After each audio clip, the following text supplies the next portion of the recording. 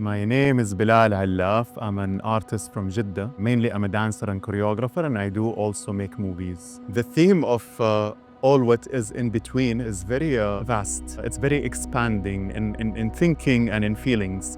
And I think exploring the idea of finding the nuances in between not only the major and the global structures of the earth and the skies, but also exploring simple things such as walking and breathing and moving in certain ways. For example, in my artwork, What I Heard in the Valley, that I'm presenting in the Biennale, I explore a very simple act of walking.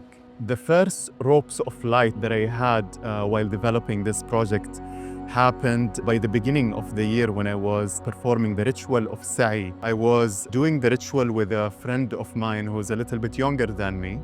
And while performing the ritual, he asked me, "What are you praying for?"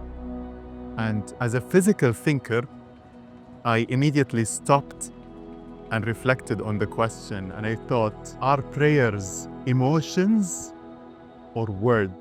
This act of walking slowly and pacing triggers different types of emotions, and I was very interested after that incident to exploring the different types of emotions and the nuances of emotions that this very simple act of walking can induce and trigger in me.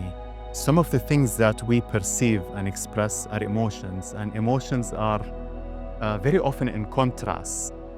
And there is so much tension and nuances in between these contrasts. This idea had sparked a great deal of the artwork that I'm presenting in the Biennale, where I'm exploring the idea of the contrast by putting myself into a very challenging situation and a very challenging durational performance. I like to start with the body as the main tool through which I produce my work. So for example, when I start with a specific choreography, I also think about what type of medium am I using to present this artwork.